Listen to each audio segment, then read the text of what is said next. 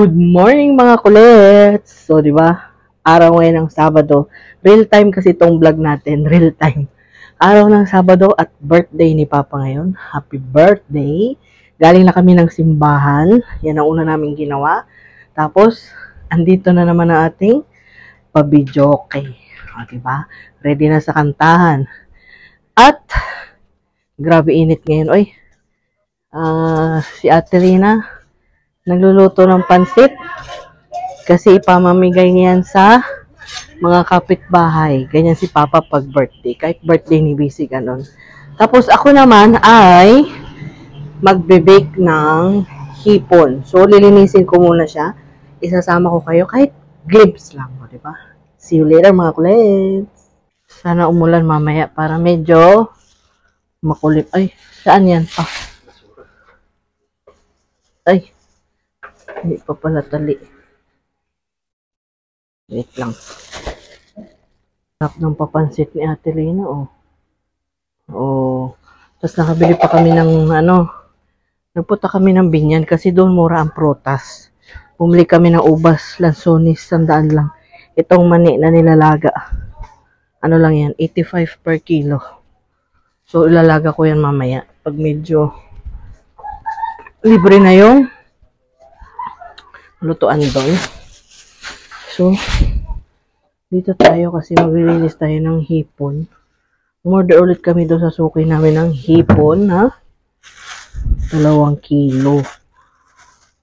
So, ito siya. Ganyan siya kalaki. Yun. O, diba? Yan. So, lilinisin ko muna yan. So, itong hipon na to, tatanggalan natin to ng bituka, yun dito sa gitna. Tapos, ibubuka natin kasi nga gagawin natin bake yung kalahati. Yung kalahati, butter garlic. So, para hindi mauod ang inyong basura, kailangan ilang beses nyo yung ilagay sa supot. Naku, kay delikado man to sa uod na. At ang kuhanan pa ng basura dito tuwing Martes, Sabado pa lang na yun. Ay, kalabaw ka.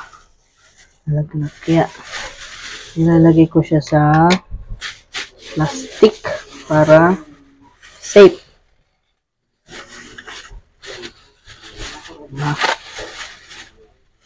Yan.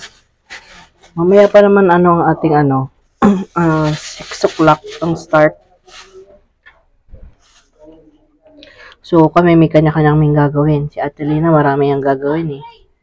Ano may specialty ni Ate Lina? Pansit at crispy pata. Ako, ang sikreto sa crispy pata, ay sasabihin ni Ate Lina mamaya pag niluto na niya yun at mamaya pa yung hapon. So, ito kailangan natin ibuka. Yan muna natin ilalagay. Kukunin natin yung malalaki.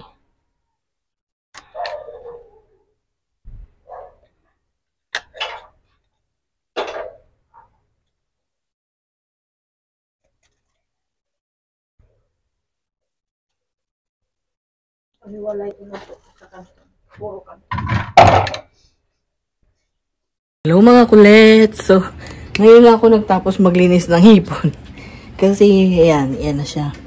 So, nilatag ko na siya dyan. Tapos, ito na yung ating sauce. Yan yung butter na merong parsley. Tapos, lalagyan natin ng asin at sugar. Titimplahan natin yan. So, ay, grabe init eh. Ano ba yan? So, pag dito, hindi ko na kayo ganong masama para mabilis tayo. Titimplahan ko lang tong yan, tinunaw. Tapos yung garlic minins ko lang gamit yung food processor para mabilis. Kaysa yung mag-chop-chop pa tayo, no? So, timplahan ko muna to, tapos ipahid ko doon, tapos magpabaga na ako ng uling. Yeah? Sila, bumili sila ng cake, tapos bibili pa sila ng yelo. So, see you later mga kulets! So, ayan na nga. Ayan na ang ating baked. Baked pero yan siya. Giniril natin. Yan. Tapos nilagyan natin ng cheese. So, butter, parsley, asin, konting sugar para mag-balance. Tapos, haluin sa minced garlic. Tapos, cheese. Yan. Pwede kayong gumamit ng quick melt cheese. Ako gamit ko lang cheddar. Pero okay na yan. Swak na yan. Eden. Eden na square cheese, okay din yan. Masarap yan. So, yan. Yun na yun, guys. Naantay ko lang sila ate, saka sila busy, sila papa. Tapos, kakain na kami. Tapos, mamayang dinner, yung handaan. So, see you later, guys. See you later, mga kulets. Yan. Tanggalin natin yung guys. Kulets na lang. See you later, mga kulets. Pwede. Dami.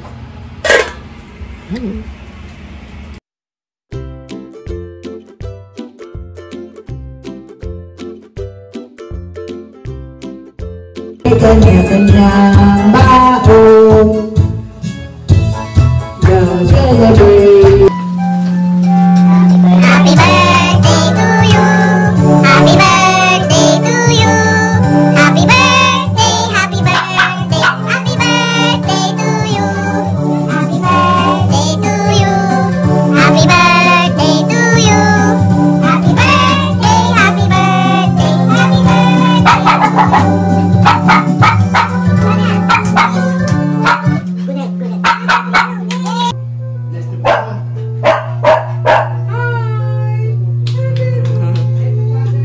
Hi, mga kulets! Ayan sila. Nagpapakain yung magnanay doon. Ayan. Grabe ang lakas ng ulan. Hindi na ako nakapag-vlog. Nagpunta kami doon kay mama sa sementeryo. So, hi vlog! Bukas na ulit tayo magkita-kits mga kulets. May extra si ate. See you tomorrow, kulets! Paalam!